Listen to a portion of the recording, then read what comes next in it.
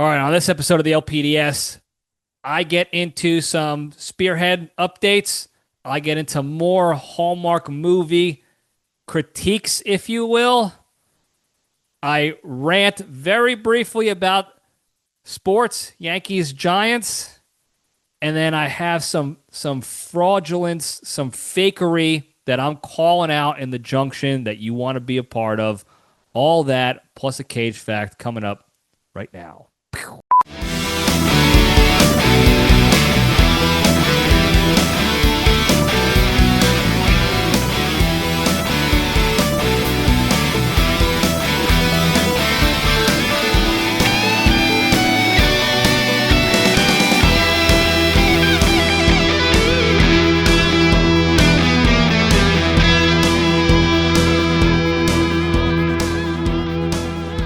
All right, Jabronis, we're back. Welcome back to the Libretti Podcast Diary Show. I'm your host, Libretti, a show that talks about nothing but tries to find the lessons in everything, and we have a good time doing it. Hope everybody had a good week. I had a much better week. I kicked the bug, the stomach bug. My dumpy schedule is still off. I'm still trying to get back to this to the normal routine that I've been accustomed to. But otherwise, everything is going okay. Everything is staying inside that's supposed to be staying inside, for lack of a better way of explaining it. And I feel much better. I don't feel like grim death. And I'm about 99.9%. At this point. Just waiting for that dumpy schedule to get back on track. That's it. Otherwise, feeling great. Thanks for asking. Hope everybody else had a good week as well. It was as productive and positive as mine. Mine was productive. Got a lot of good stuff done as we start, heading closer and closer to Christmas time. And as I head closer to my road trip back home to the motherland. I think I mentioned this before. I don't remember in particular if I did or not, but JPL3 will be flying down to Texas to make the road trip up with me to New Jersey. So timeline will still be the same. It'll still be, probably like a Saturday, Sunday venture right before Christmas. With a stop, obviously, in between. We usually stop in Tennessee.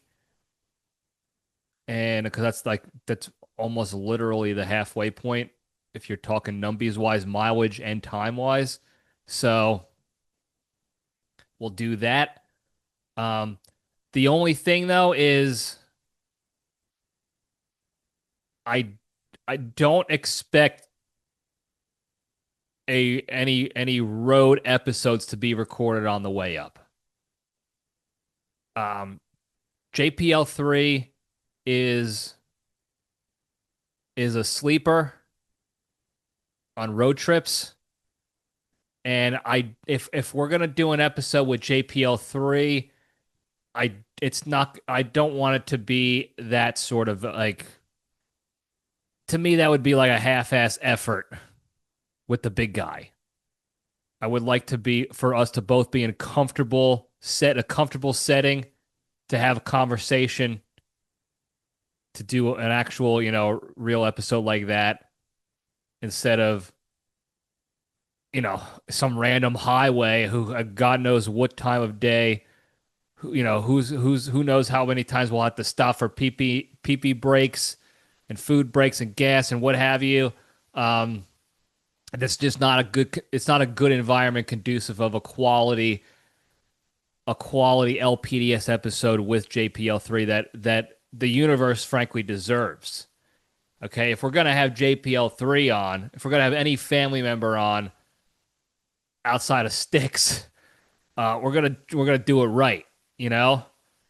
So don't expect that to happen, but he'll be along for the ride. Maybe I'll try to get some clips at least, or, post some story updates for everybody on how the trip's going. We'll see. Regardless, I'm going to have a road trip back, so I will be taking, questions and ideas from you guys soon enough on that. And we'll play that one by ear. So anyway, um, let's just keep pressing through the stuff. I got a good amount of stuff I want to talk about and catch up on, uh, but I don't want to take up too much time here because I also have a lot of other stuff I got going on right now. Good stuff, Spearhead related stuff, life related stuff that I'm trying to work behind the scenes.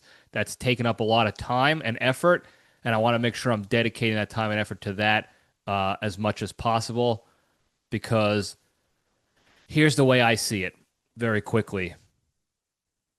The more productive I am in a shorter period of time, the quicker I can grow Spearhead in a meaningful way, client wise, impact wise, growth of the Spearhead company, the organization. The quicker I can do that, the the quicker I can get back time to do more LPDS related stuff or other stuff I also enjoy. I love doing Spearhead stuff, at least when it comes to talking with people and providing, value and training and impact in that regard. The business side of the stuff of the house, I don't particularly like, but I had to trudge through it. So I want to be able to grow it to the point where the majority of my time is spent doing things I enjoy doing, both with the business and the personal side. Obviously, I think that's a goal that a lot of people have in life. But for me, it would be Spearhead content creation and coaching. Obviously, the coaching and whatever else comes with that side. Speaking engagements, podcast interviews on other shows, things like that as we grow. That's what I want to dedicate my Spearhead time to. And then the content editing and posting and clipping and all the back end stuff can be outsourced, as well as some of the other parts of the business. When I say outsource, I mean hiring people, not so much overseas outsourcing, but hiring, content editing, tech folks, things like that. And in turn, that will eventually come back on the LPDS as well. That way I can dedicate more time to coming up with better ideas for episodes, different, traveling episodes, find some LPDS style guests for the show. And then I can also take that content and outsource that for editing and post-production so that the quality is also better overall. Also, the tech will be better. As Spearhead grows, the LPDS will grow in that regard as well. So that's the goal. So that's why I'm spending a considerable less amount of time on things LPDS related, not because I don't want to do them anymore and because the show is going to end. We're not going anywhere, folks. But it's because I know in the long run it will be better. Things will be better for the LPDS universe if I can delay some gratification now and work behind the scenes on growing Spearhead. And when I say growing, I mean like learning from my failures up until this point, figuring things out, learning from the mistakes I make so I can actually make the more meaningful progress in a quicker amount of time. So, Randy, stop licking. So that's the point, that's the goal here. So, anyway, long story longer, I got a lot of stuff going on the Spearhead side, so I don't want to take up too much time, which I probably will anyway. So whatever. I'm feeling better, so you're gonna get a longer than a 20-minute episode this time around. Sorry ahead of time for people who don't like that. You can up the playback speed to a pretty quick clip, as some of you already know. So do that. With that, there are things I forgot to mention about the Hallmark movies that I need to make sure that are on tape. Even if not a lot of people get eyeballs on, I want it to be on tape that we're catching this stuff.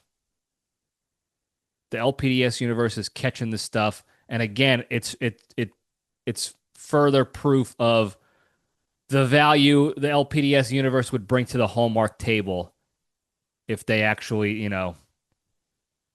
get the dollar signs out of their eyeballs and start going back to their roots a little bit more. But I'm looking now at some leadership angles. I was thinking about doing some short form videos for Spearhead regarding the leadership side of things when it comes to characters in Hallmark movies. I did it with The Bachelor. It was actually pretty popular with the Bachelor crowd. I don't know if the Hallmark crowd is the same, but I might catch one of the premiere movies and do a very quick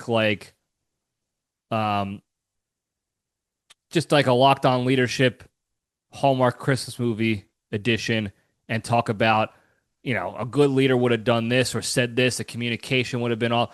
When it comes to leadership, there are a plethora of examples in these movies that you can learn from. Good and bad, mostly bad. And I know the reason why that they're like this. It's because it has, like, these mistakes, these poor leadership qualities drive the story, like the whole kit and caboodle for these movies. There has to be a conflict in like the third act towards the end with about 10 to 20 minutes left of the movie. 20 minutes meaning like 20 minutes left of the viewing because of commercials and stuff. But it's really like the last 10 minutes of the actual movie itself, and this is for all of them. There has to be a conflict, and that conflict has to come from something. And the formula that Hallmark has created for themselves, and most movies do this, is that it's a miscommunication. It's some character flaw that creates this. Movies, they'll have villains that will create conflict, nefarious characters that will create conflict. Hallmark movies don't really have villains per se. The villains are corporate fat cats that are trying to buy up a Christmas tree farmland to build condominiums. But in all honesty, that quote unquote villain is really just trying to make things more like provide more access to people for in a particular location, or maybe like it's a small town. They want more people to enjoy the small town, so they want to build apartments or a strip mall. Like, the intent behind it is still not nefarious or evil per se. They try to spin it as like, oh, it's a corporate, money grab and this and that. But we're not talking about big time bad guys, big time enemies, villains here. No. So they have to create the conflict some other way, and it's usually between the two main characters, the love interests, if you will, the protagoni. And that's where the poor leadership, that's an easy mark. Oh, this guy, they both stink at communication. They interrupt each other when they're talking, and that way they don't get to actually tell their whole stories. Otherwise, this whole problem would have been solved, and there would have been no issues whatsoever, no turmoil to come back and reconcile with.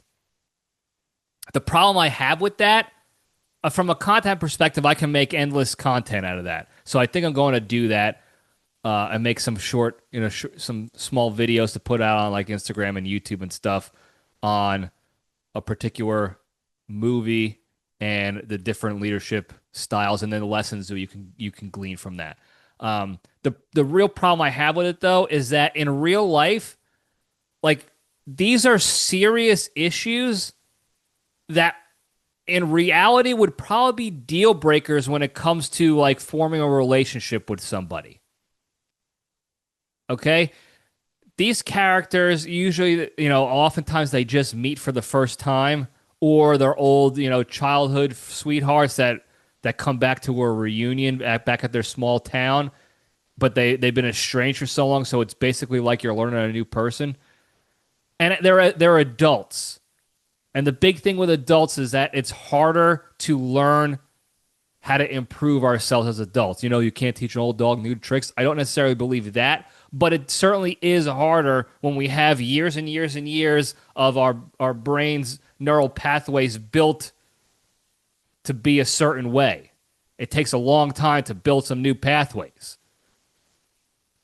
But these movies create this fake idea that, oh, don't worry, the guy is a poor communicator and the girl's a liar. She withheld information. She tricked the guy so that he would like her and that she would feel seen and heard.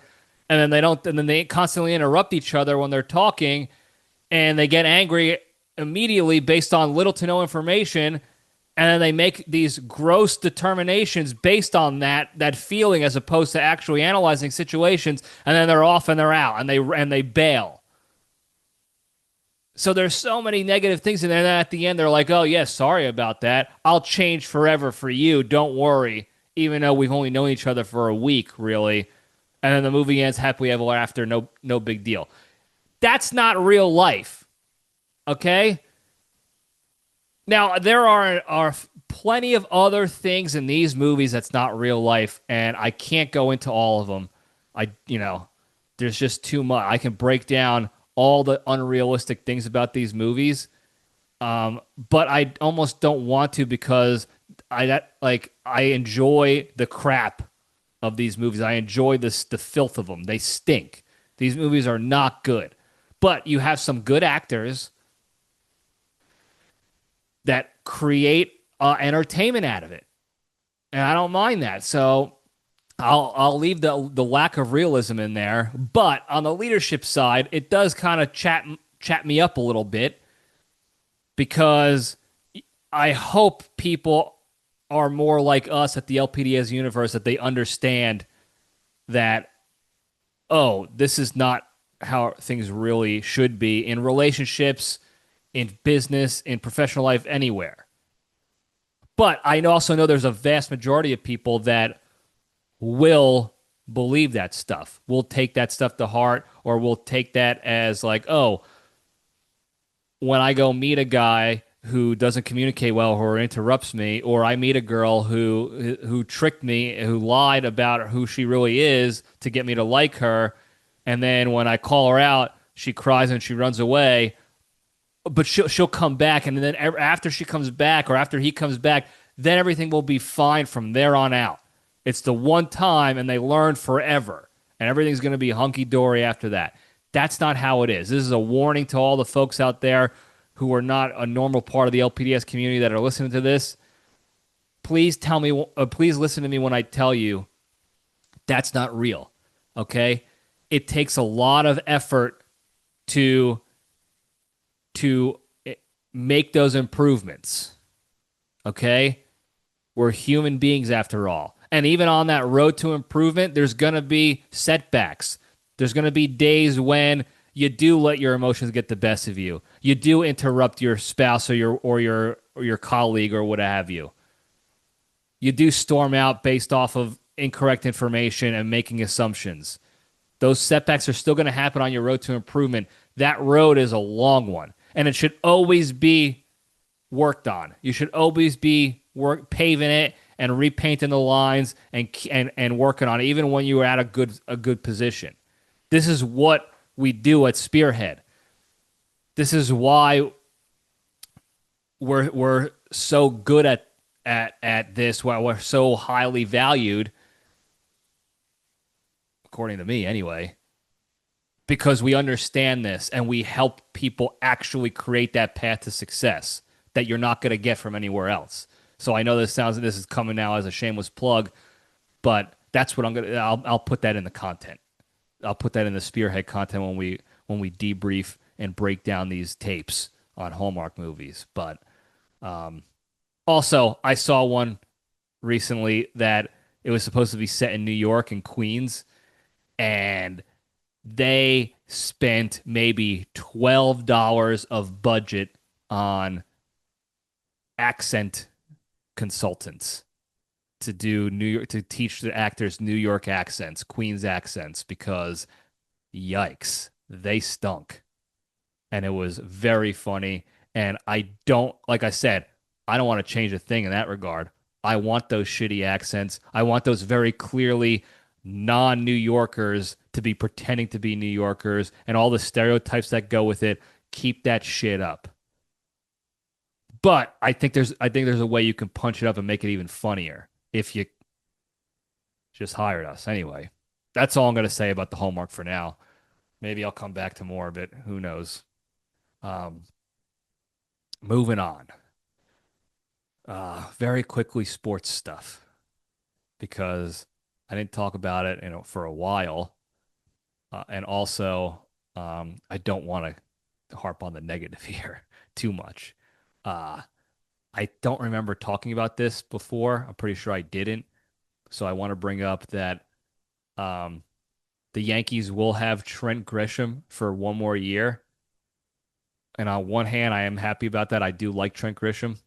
I think he's a hard worker and a good outfielder. But the way the Yankees went about doing it, you can, knowing Cashman and knowing Hal Steinbrenner these days, being ballless, you can all but guarantee the Yankees will once again not be a true World Series contender. They'll be a fake one. They'll be a fraudulent one, all show, all facade, house of cards situation again. But they all but guaranteed it. Because if you're not tracking, what happened was they gave Trent Grisham what's called a qualifying offer, and I don't know all the particulars about qualifying offer. I have to consult with Creature on it. But basically, there's a certain amount of money when you give a player a qualifying offer, it's got to be a certain amount of money. I don't know if it's the same across the board or if it's depending on the player or contract or whatever. And then if that player turns down that offer, then I think it's something like whatever team they end up signing with, that team owes the Yankees like a first round pick or something like that, or draft pick or some crap like that, something like that. I don't know the particulars. I'm probably butchering it. Hand up, I likely made a mistake there, but all I know is this: qualifying offer is a certain amount of money. If the player turns it down, the Yankees, the team that made the offer, gets a draft pick. I think it's from the team that player ends up signing with. Don't quote me, but if they don't take it, they end up going to, getting a draft pick out of it. So there's incentive for a team to make a qualifying offer and risking that, because then it's like, oh, we'll get a draft pick out of it, or we'll get the player we want. The problem with this situation is that the qualifying offer was $22 million for 1 year. Okay? $22 million for 1 year. And apparently Cashman made Trent Grisham that offer because Cashman heard rumors that Trent Grisham wouldn't take that offer, that his agent would turn down that offer so they would get the draft pick out of it. So he made the offer under the assumption that it wasn't going to be accepted so that they would get a draft pick. And or maybe sign him for less because he's a free agent at that point. Trent Grisham batted .240 last year, maybe. And that was his best year. He had a career year offensively last year, and he had about 30-something home runs, which is pretty solid for him. And he batted about .240 maybe. Maybe a little high. It was in the 200s, the low to mid 200s. And again, I'm not dogging on Grisham in the sense that I hate him, because I do like him. I like his attitude. He's a good outfielder. He's a good team guy overall. But he's maybe a $3 to $4 million a year guy. Maybe. So in what world would he not accept that offer? In what world? Especially since he's coming off one above average year for him. So no team is going to offer him a big-time contract at all. They're going to offer him a 1-year contract to see how he does. See how he if that 1 year was a fluke or not.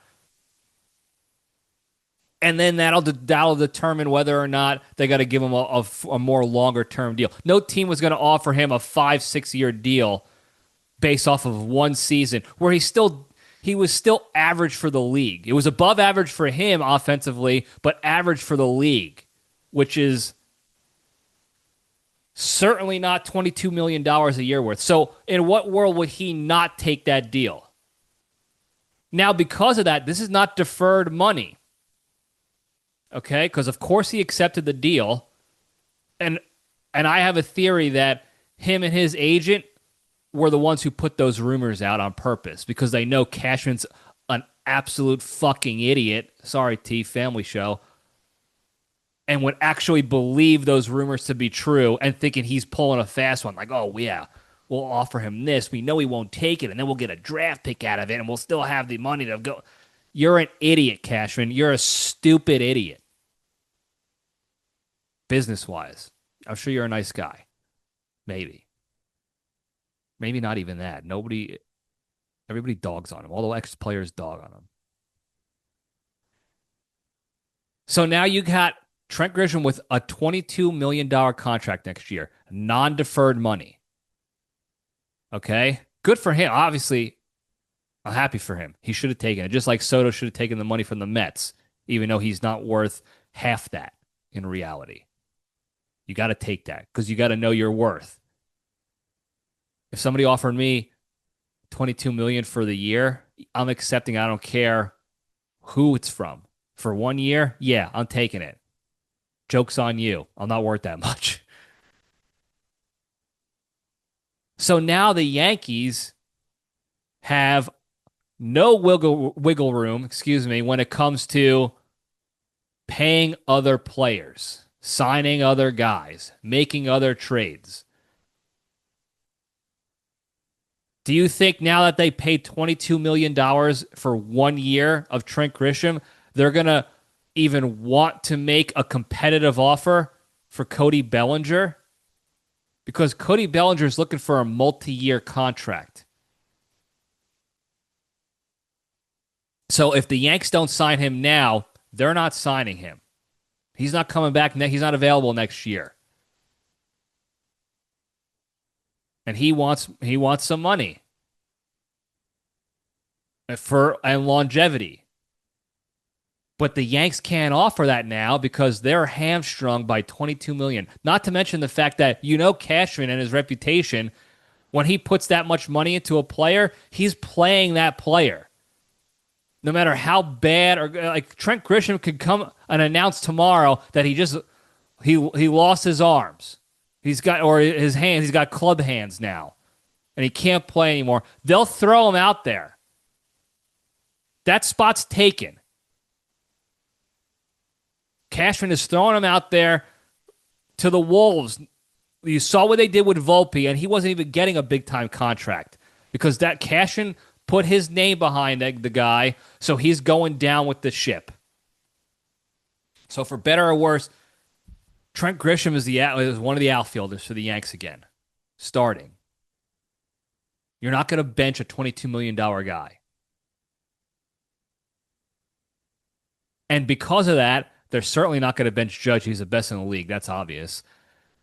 They're going to have to play Stanton more still because he's getting $25 million or whatever he is a year for his contract.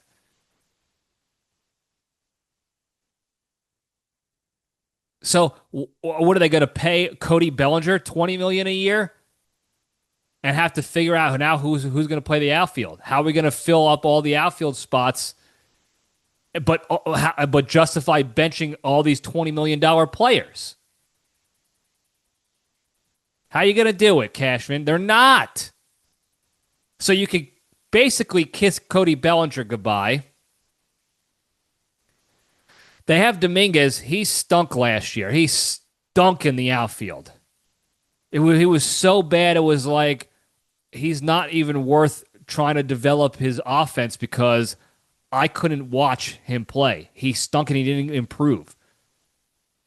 And that was the thing that frustrated me the most with him is that everyone was, oh well, he's shown signs of potential and he's a young guy and he's gonna improve. He's gonna grow into the position. Defensively, he made zero progress. Zero. He stunk out there in left field. I would have been a 100% better left fielder than him last year. No doubt in my mind about it. Bat offensively, no. He's better than me all day long. No question about that either. But defensively, he was an absolute poopy. That's all. You're also hamstringing this. Trent Christian, they also hamstrings you on additional pitchers as well. You might be able to get one. You might be able to make a play for one pitcher to sign unless you start trading away people.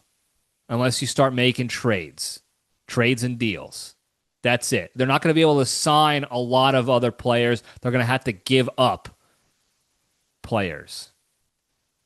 And we all know how Cashman does with that. Terrible. He's terrible about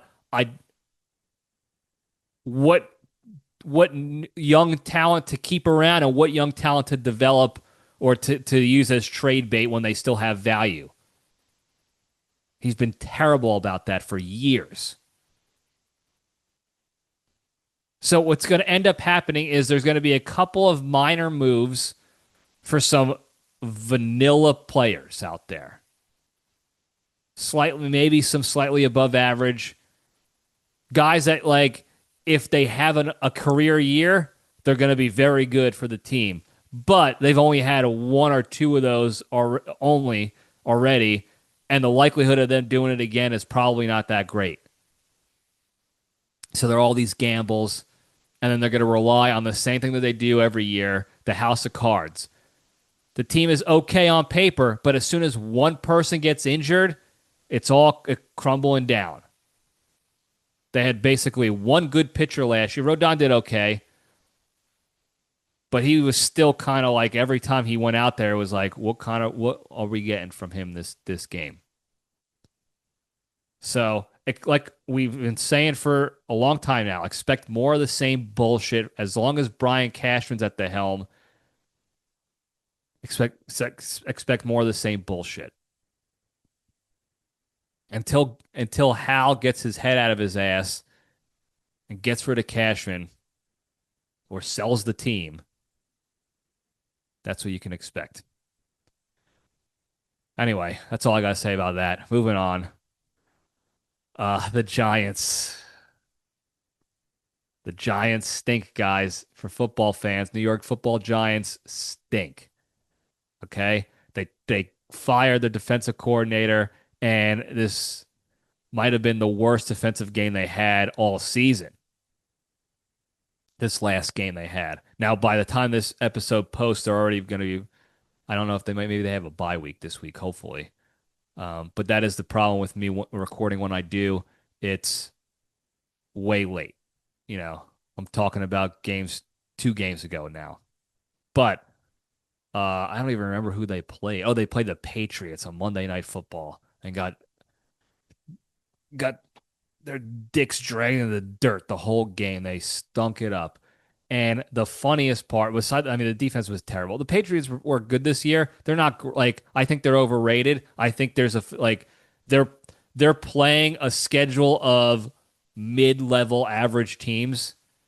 And I think come playoff time, it's going to be a different story for them. They're going to have some actual hardships. They haven't had to deal with a hardship game.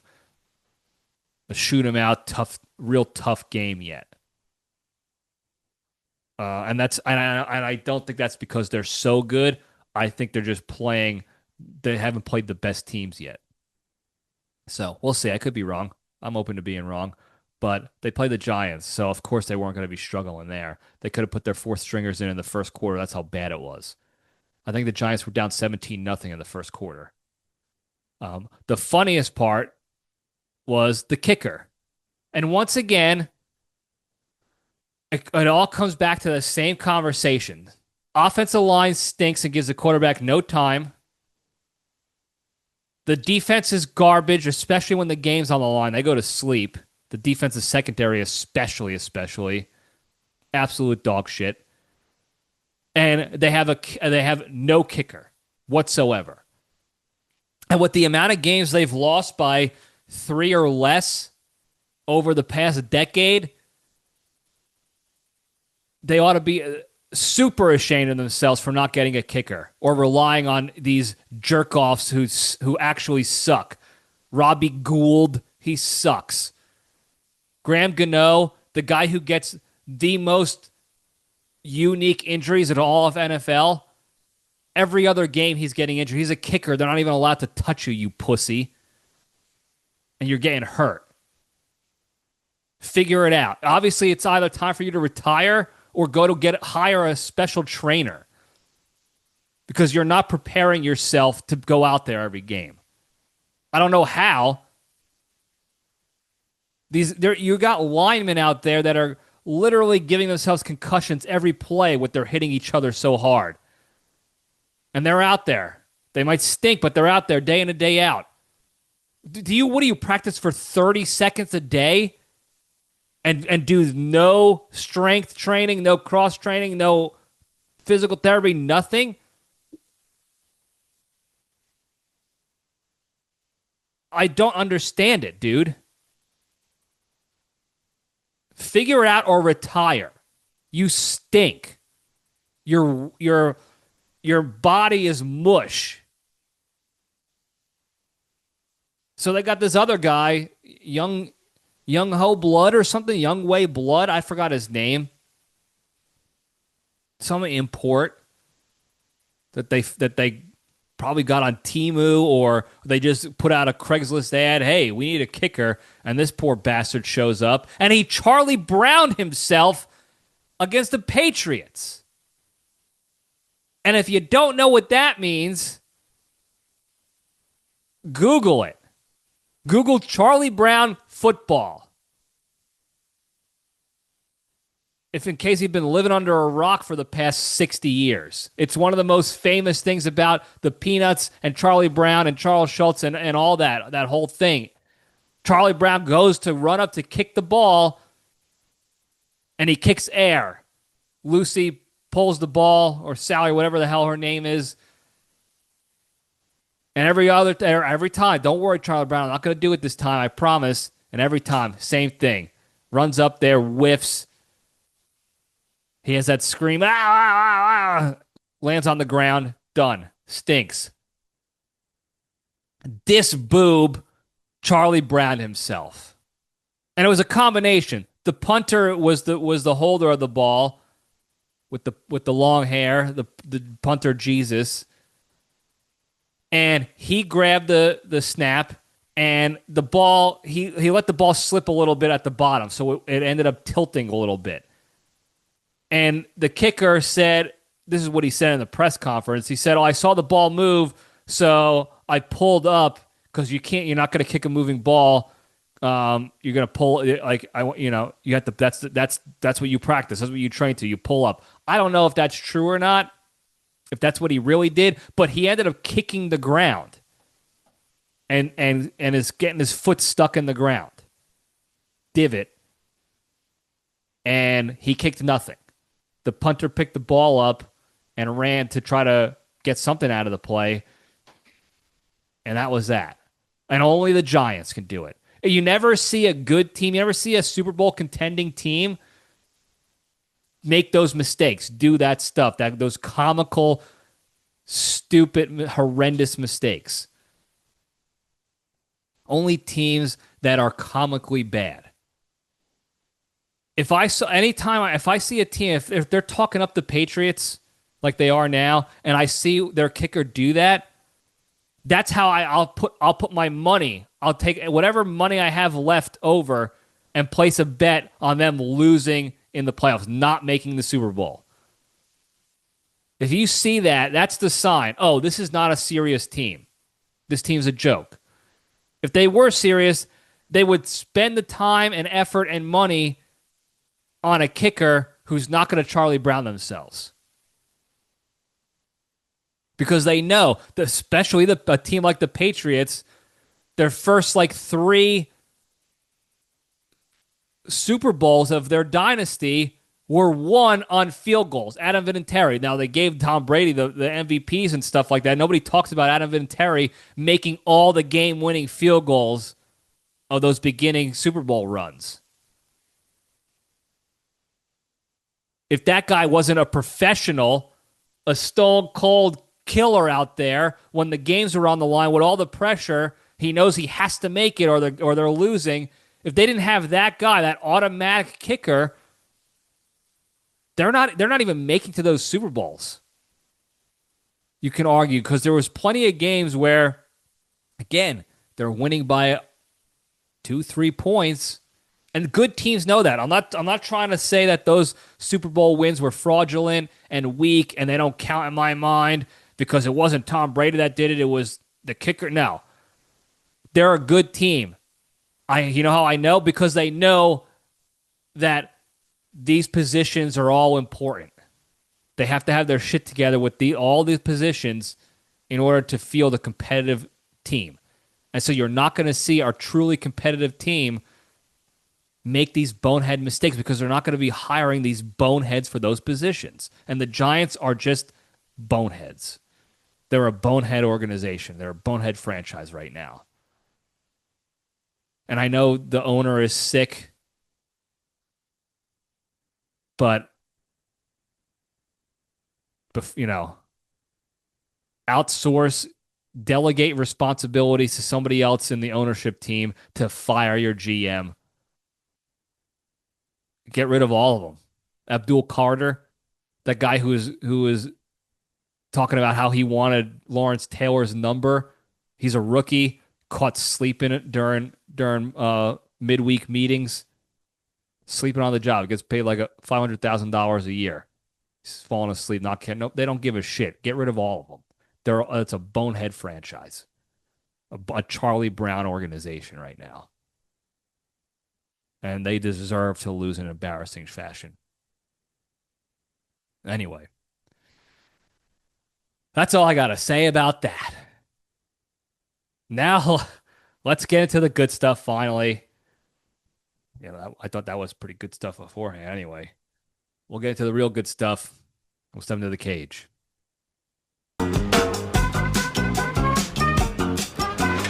Okay, let's run.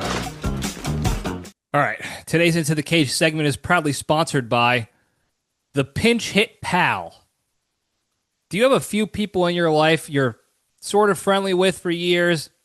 You don't really want to be friends with them because they're annoying or not funny or problematic, but you don't have the heart to break up with them after all this time? Then hire a Pinch Hit Pal today. PHPD is a service created by renowned sleazeball Tony Rigatoni, where a custom-selected stand-in will take on your friendship responsibilities with those pesky people in your life you just can't break up with. From responding to their DMs or their texts to paying them visits to reset that friendship visit clock for a few years, Pinch Hit Pals will do it all. So to finally get a break from pretending to be friends with somebody today, get yourself a Pinch Hit Pal by visiting www.fakefriendfinder.com. And if you use the code BackupBuddy, you get 29% off your first service with the Pinch Hit Pals.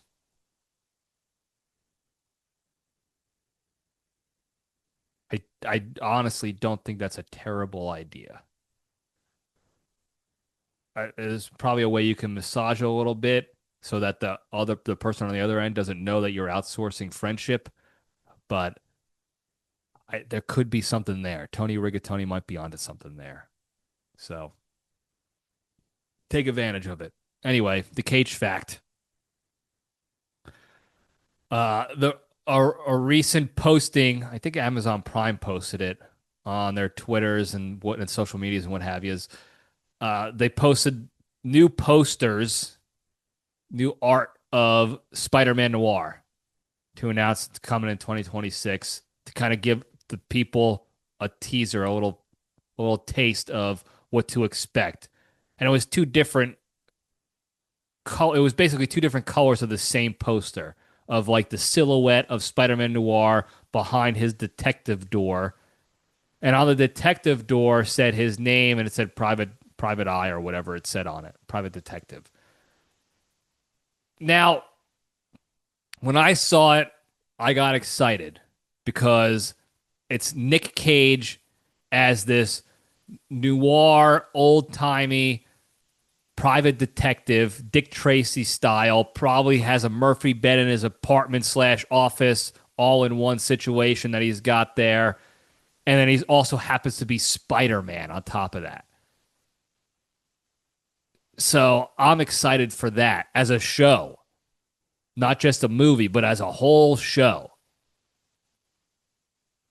But, of course, there's always going to be those unsatisfied beta bitch boys out there that have to complain.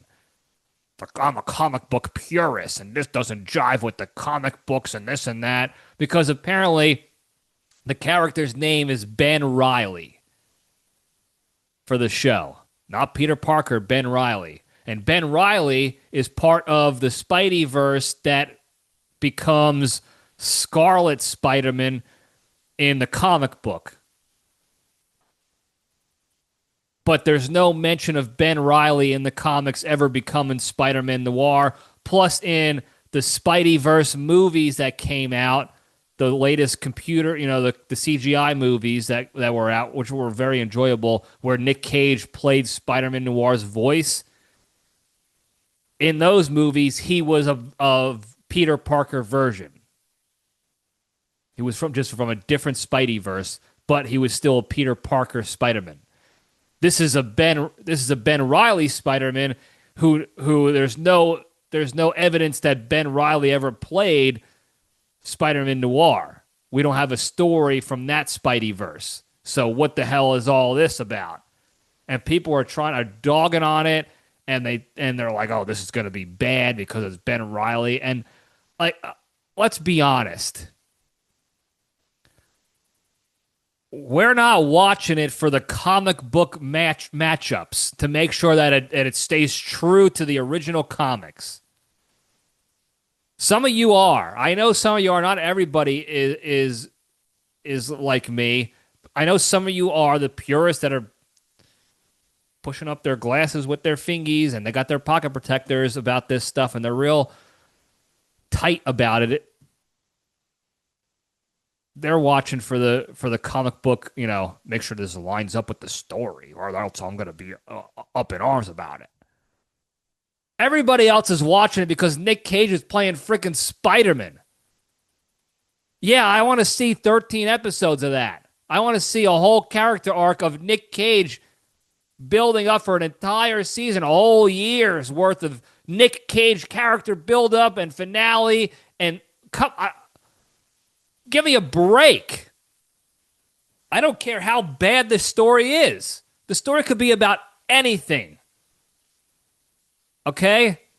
And if you don't believe me, go check out the movie where Nic Cage is playing Joseph and his son Jesus is a horror character. Okay? The story can be about anything, and we will watch it because Nic Cage is in it. They literally made a movie that's out now somewhere, not by me, unfortunately, of Nic Cage in a horror Jesus movie. And people are going to see it. So you could go sit and be up in arms and huff and puff all you want. The rest of us are going to enjoy the shit out of Nic Cage being a private eye and also a Spider-Man at the same time. Give me a break about being mad about it. How can you not want to see that? I don't give a shit what the storyline is. I hope Nic Cage makes up the story as he goes, and they just keep the cameras on him and just like, all right, that's what we're going to go with. That's what we're going to put out there for the people next week. So, there you go. New posters up. The geeks, the triple Bs are up in arms about it. The rest of the world is very excited to see it. So that's the Cage fact. Moving on over to the Junction, we'll spin the logo up. I only want to talk about two things, and they're sort of related, but not really. They're only related in the sense that there's fraudulence going on. Okay, so this Junction is calling out fraudulence, fakery, if you will, hoaxes. The first one I wanted to talk about last week because I saw it earlier, but I was not in any position to enjoy it, and I do enjoy. I always enjoy when one of my enemies missteps or gives me ammo. This time is Burger King again. And not because they're becoming a threat. They're certainly not a threat in the blind loyalty game. Okay?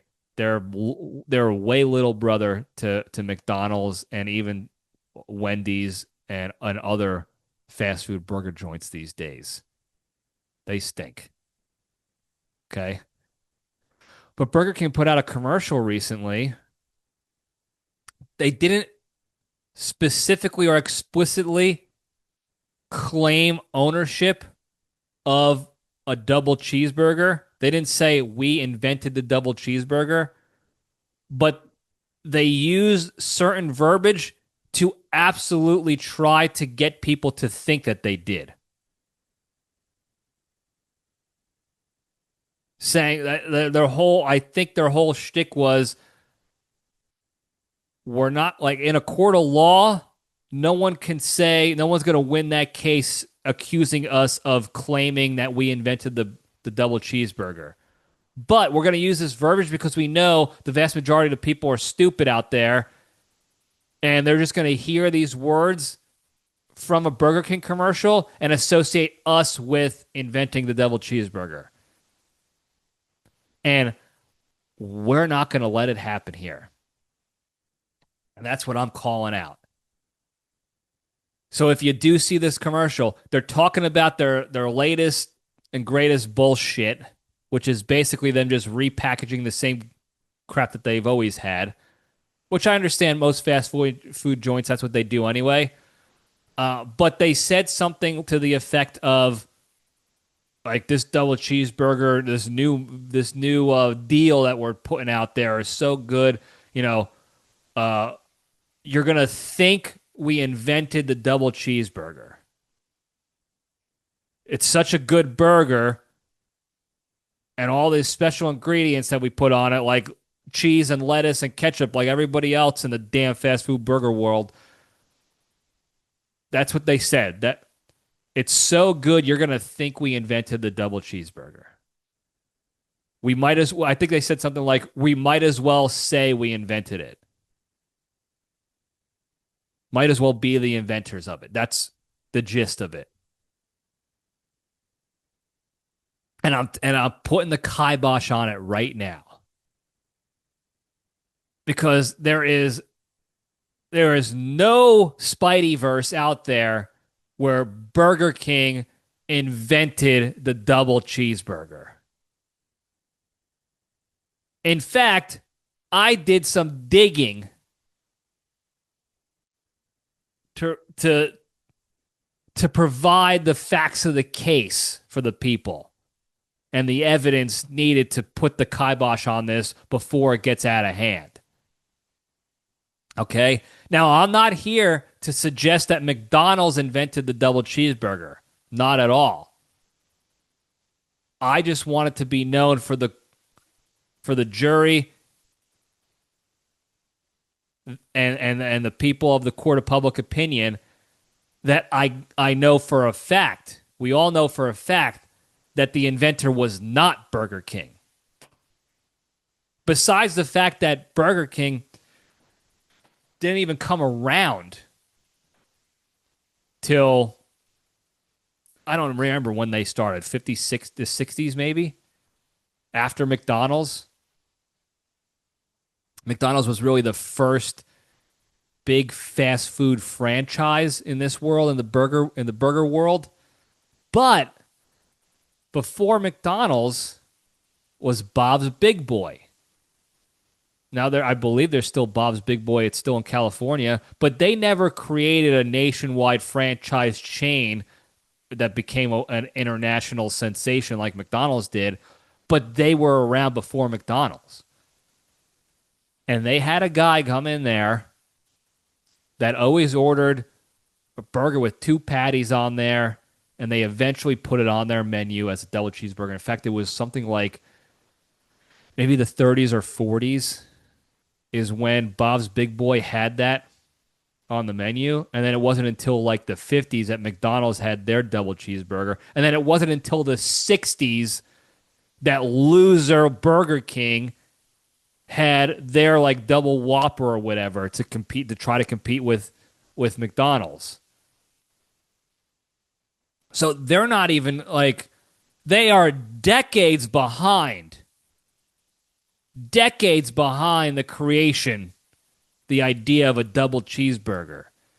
And the fact that they're trying to take this dastardly, disgusting, sleazy route of verbal trickery, again, try to take advantage. They're calling us stupid.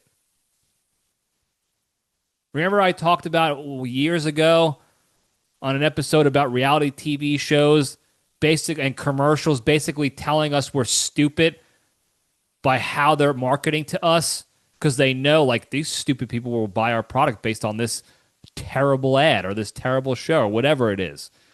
That's what Burger King is continuing to do. And again, I'm not here to argue that McDonald's is not doing that. That's not what this case is about. You want to make that accusation, go ahead. You want to bring that to the court of law, go ahead. We're here about Burger King and their lies and deceit and negative campaign that they've been doing for decades. And we called it out. The Libretti family, the original Libretti Podcast Diary Show universe back in the early 90s when I was 5 or 6 years old, and Crazy Carol and I started this war, this crusade. And now here we are in 2025, and they're still trying to pull the same shit. What's funny to me is that little brother loser Burger King is still not even close to sniffing the panties of the highly successful McDonald's.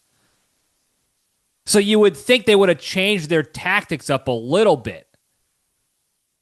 But no, they continue to throw out lies, call out other fast food chains. They did it. I saw one before a few months ago about them once again being, we flame broil again. That was the original call out. We actually cook our burgers and nobody else does. Like McDonald's doesn't cook their shit. It's the same tactics. So at what point does Burger King, the leadership and the advertising team hold themselves accountable for once and say, hey, hand up, we stink. And our marketing stinks and we haven't changed a damn thing. And because of that, we're still not even close to competing with McDonald's and the likes of them. But no, they're taking the dastardly, dirty, under-the-table sleazeball route of like, we're gonna continue preying on the stupid, and hopefully nobody notices that we just tried to unofficially take credit for the double cheeseburger, even though we weren't even close. That finish line was crossed. All the confetti was cleaned up. The litter, the stadium emptied out. The arena is empty and desolate. There's snow on the ground now. The seasons have changed. Families have grown up. New generations were born. People died. Wars were had. Wars were won. all this in the same time before Burger King decided to actually put a double cheeseburger on their menu. And now they're trying to play on the stupidity of others to convince us that, oh, nothing to see here. We're the double cheeseburger guys, right? We're Burger King. We're the double cheeseburger guys. That's what we've always been known for. Double cheeseburger. Not today, Burger King. Not today. If you think for 1 second you're going to get this one by us, think again. And here's the thing. They don't think. They haven't been, the leadership team, the front office has not been an office of thinkers in my entire conscious life. Because we called it out when I was 5 years old. Called out the bullshit then. In 1992 or 1993, whenever we saw that ad. These people aren't thinkers. They're nincompoops. So to the people out there listening to this that, again, are not familiar with Burger King's bullshit games, and you're sort of new to this show, we're not letting them get away with this. Don't let them play you for fools. Their food sucks. Their Whopper stinks. Their long dong chicken sandwich, not worth the money. Chicken fries, no thank you. Double cheeseburger, you couldn't pay me to eat that that slop. You couldn't pay me. Also, by the way, in case anybody didn't know this already, Burger King doesn't flame broil their burgers. Okay? They put grill marks on them before they freeze their shit and send them out to the different locations. Okay? It's all the fast food joints are pre-cooking their meat. And Burger King is no different. They're pre-cooked at some warehouse, probably the same warehouse they're doing factory farming and shoving steroids in chickens and cows and turning them into mutants. Those factories, they're putting grill marks on there, artificial grill marks, and then they're freezing them and packaging them and sending them out to the location to be reheated on the flat irons, on the skillets, so that when stupid fatso customers come in and they see them in the back kitchen, they're like, oh, look, they're grilling these burgers. No, they're not. They're reheating frozen shit. That's it. They're frauds. They're hucksters. They're snake oil salesmen. They always have been and they always will be. And as long as this show is going on, they will always be an enemy of the LPDS universe. And we will always call them out to the day that they fold up. And then we will all drink our champagne and celebrate the downfall of that garbage organization. That organization of stinkers that they are the New York Giants of the fast food game. Just a bonehead organization.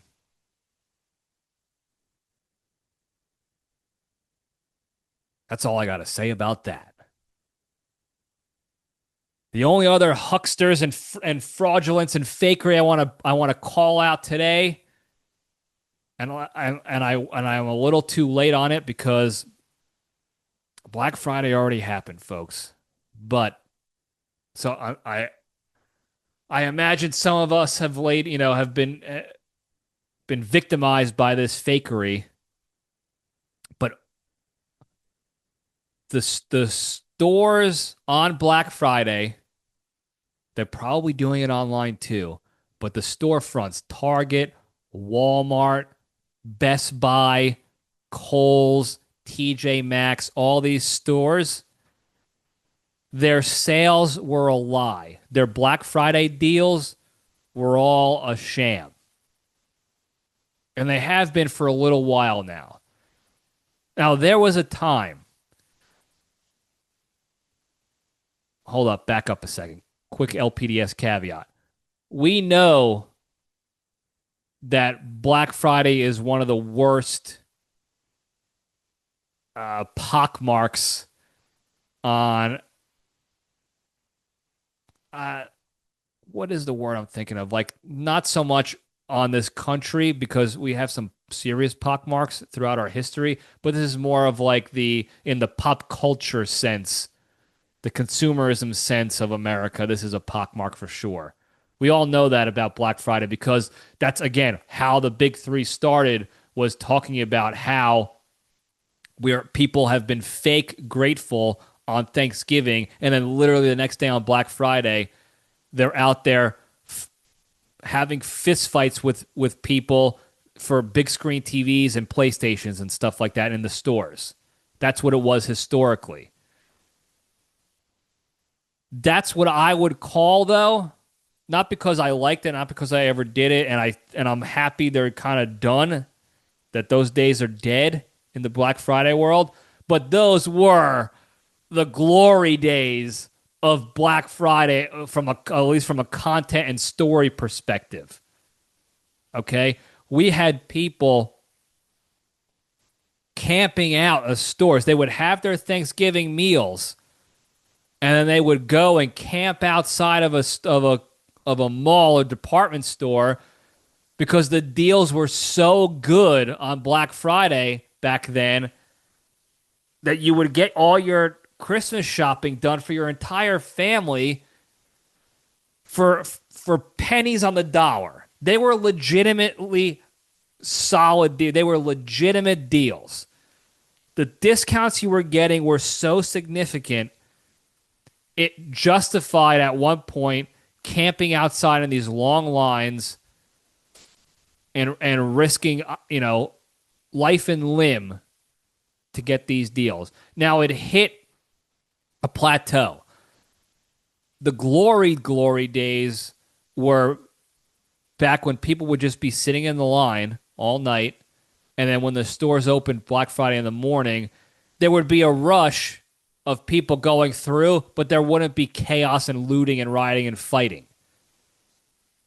It was just, we just have to race to go around the store and get as much of this shit as we can before it gets sold out, because we're trying to take advantage of these deals.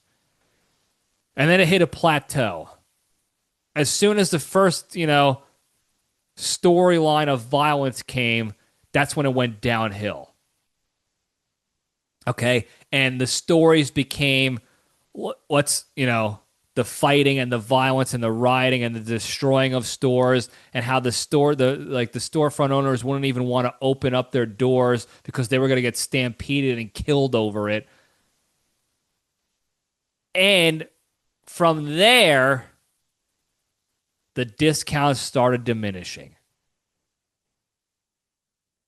And I think this was a coordinated effort by the stores with the initial intent of, we had to stop this violence. What's going to stop the violence is if the deals aren't worth fighting over. Okay, if the PlayStation costs $500, but it's on sale for $100, certain people will fight for that. A lot of people will fight over that, for that deal. If it's maybe $500 down to $350, there's a lot less fights over $150 as opposed to $400 savings. There's a lot less fights. Okay? For $400, I can buy my entire family's worth of Christmas gifts. For $150, I can't get groceries. I can get groceries for a week, maybe. So that's a significant difference. And they started doing that, diminishing the deals. And now what they did was they turned super heel. The intent was to minimize the violence, get people to shy away from camping out with weapons and artillery like they were going to war for a PlayStation or a flat screen. It's if we drop the discounts down and make them less awesome, we will have less violence and less injuries and less hospitalizations and death. Great intent. I'm on board for that.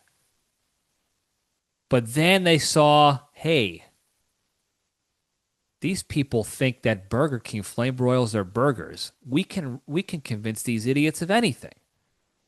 And then it flipped again. Okay, so it plateaued the glory days down to the glory days of content with all these funny stories of fights and mayhem. And then it hit this new low where now storefronts, Target, like I said, Target, Walmart, Kohl's, Best Buy, I've seen evidence from all these stores now. Took a darker turn where they're like, these losers will believe anything we put on the tag, on the sign, no matter what.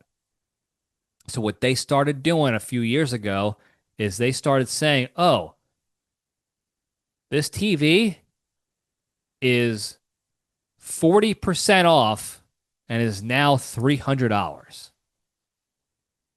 This PlayStation is $350, 45% off, whatever.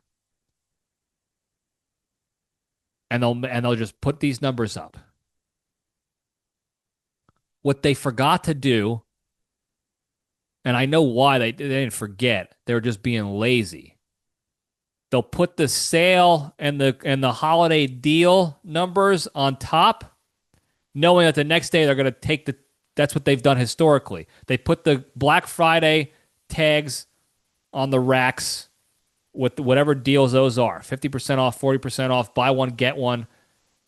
And then the next day they pull those off after Black Friday is over or Black Friday weekend's over. They pull those off and that's it. Then back to a regularly scheduled program instead of having, But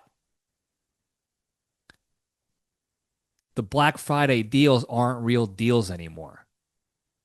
They're saying 40% off this TV, but when you pull the Black Friday tag off and you look at the everyday sale, they're selling it for $300 already.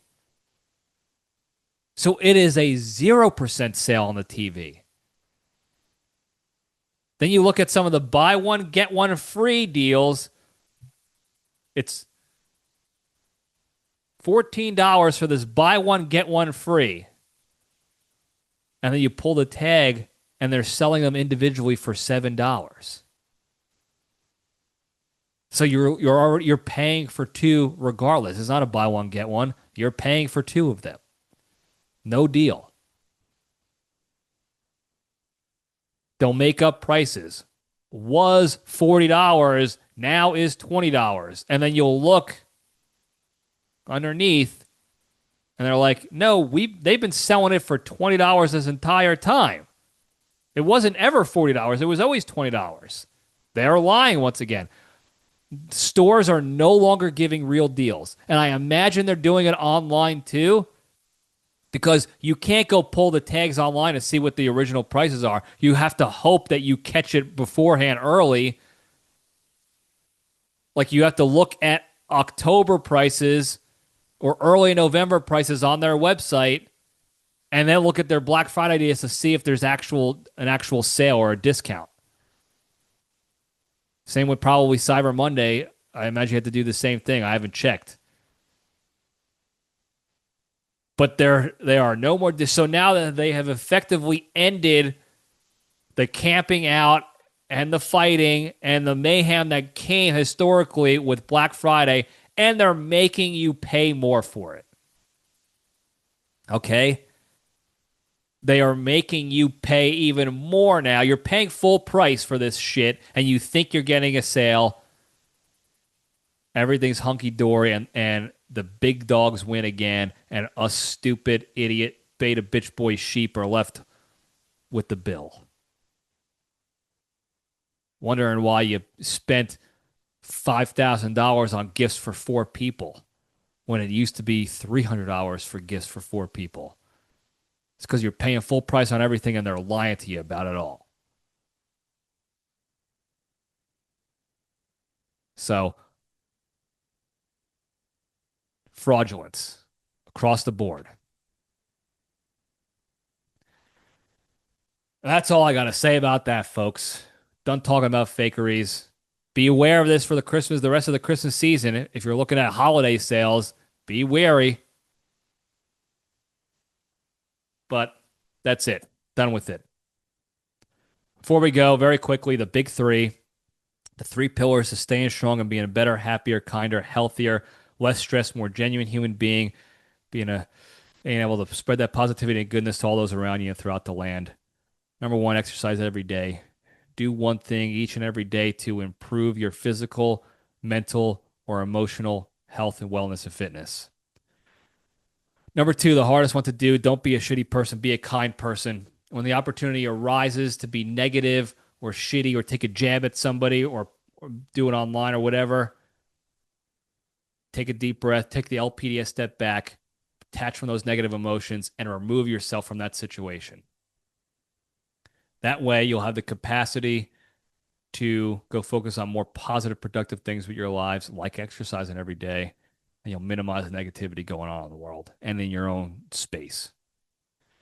Number three, the most important one, be genuinely thankful and grateful for all the good you have in your lives every day, not just on holidays. And you can do this by taking the time to think about one good thing in your life each day. Just take a couple seconds, think about one good thing, think about what your life would be like without that thing. And that will put you in the state of gratitude. And the more you do that, the better off you'll feel, the easier it'll be to not be a shitty person, and the more time you'll have to go focus on exercising.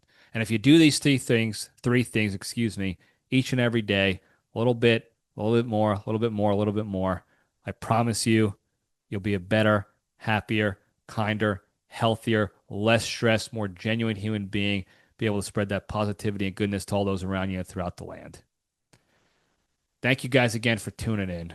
Don't forget to like and subscribe and put your notifications on and tell your friends and enemies and hit that hotline, 202-670-1114.